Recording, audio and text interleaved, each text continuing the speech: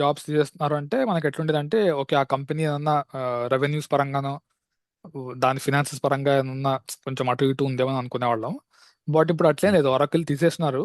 But still some last క్వార్టర్లో some huge profit చూపించింది, some 95%.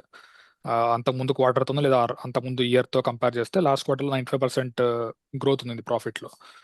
So అక్కడ వచ్చే ఓకే. మేజర్ క్వశ్చన్ ఏంటి అంటే ఇప్పుడున్న ఎంప్లాయీస్ మేము ఎట్లా అప్స్కిల్ చేయాలి అనేసి వాళ్ళు అడిగే హ్మ్. క్వశ్చన్ అనమాట. వాడు దానికి ఇచ్చిన సొల్యూషన్ అంటే అప్స్కిల్ అనేది ఏం లేదు, లెగసీ లెగసీ ఎంప్లాయీస్ని తీసేయాల్సిందే. ఎందుకంటే టెక్నాలజీ చేంజ్ అయ్యే రేట్కి వీళ్ళ అడాప్షన్ రేట్కి చాలా డిఫరెన్స్ ఉంది. ఫర్ ఎగ్జాంపుల్ యూఐ ఇంటర్ఫేస్ తీసుకో. డెమోకి లైక్ వర్క్ చేయాలంటే ఆల్మోస్ట్ మేము ఒక 1 వీక్ తీసుకోవాలనమాట. ఇప్పుడు ఏముంది, జస్ట్ 1 డేలో రేపు డెమో అంటే ఈరోజు వాడికి ఎలా కావాలో అలా చూపించేస్తారనమాట. మనం ముందు కాలేజ్లో ఉన్నప్పుడు లైక్ ప్రోగ్రామర్ ఆర్ డెవలపర్ని మనం అయితే మనం డెవలపరే కావాలి అనే దానిలో చూసాం. బట్ డెవలపర్ ఇప్పుడు ఈజీలీ రీప్లేసబుల్ పర్సన్ ఏమో అనిపిస్తుంది. ఇప్పుడు నాకు తెలిసి ఎవరైతే స్పెసిఫిక్ ప్రోడక్ట్ నాలెడ్జ్ ఉంటుందో వాళ్ళే బెటర్ సర్వే అవ్వగలరేమో. జస్ట్ దాని ఎఫిషియన్సీ అది చూసినాక నాకు అనిపించేది సాఫ్ట్వేర్ కంపెనీస్ ఎందుకు ఉండాలని. లైక్ ఇప్పుడు ఏదైనా కంపెనీ సాఫ్ట్వేర్ కోసమే వస్తాయి కదా. సో ప్రొడక్ట్ అయినా ఇంకోటైనా మనం బయట నుంచి ఎందుకు దానికి అన్ని ఇన్ హౌసే చేసుకోవచ్చు. ఇంతకుముందు అయితే లైక్ పెద్ద టీమ్స్ దాడి లైక్ మెయింటైన్ చేయడం అన్ని కష్టం కాబట్టి so they to out source.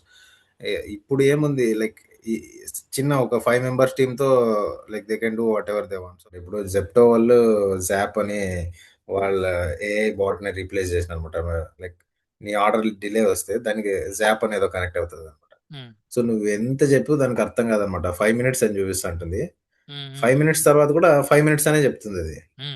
నన్ను హ్యూమన్ ఏజెంట్ కనెక్ట్ చేయని ఎంత అడిగినా అది చేయదనమాట. సో లేదంటే 100 మెంబర్స్ ఫ్రెషర్స్ వచ్చేవాళ్ళు మా దాంట్లో, చిన్న కంపెనీ కాబట్టి 100 మెంబర్స్ వచ్చేవాళ్ళు. సో అప్పుడే పాస్ట్ 4 years నుంచి లేదనమాట. అంటే 400 ఎంప్లాయీస్ వాళ్ళకి ఎంప్లాయ్మెంట్ రానట్టే కదా. సో రీప్లేస్ చేసినట్టే. ఇనిషియల్ గా నేను కూడా అదే అనుకున్నాను అనమాట. వర్క్ లో ఫస్ట్ ఏదో జీపీటీ మోడల్ వాడినాం అనమాట. సో కోడ్ లో అది సరిగ్గా చేయలేకపోయింది.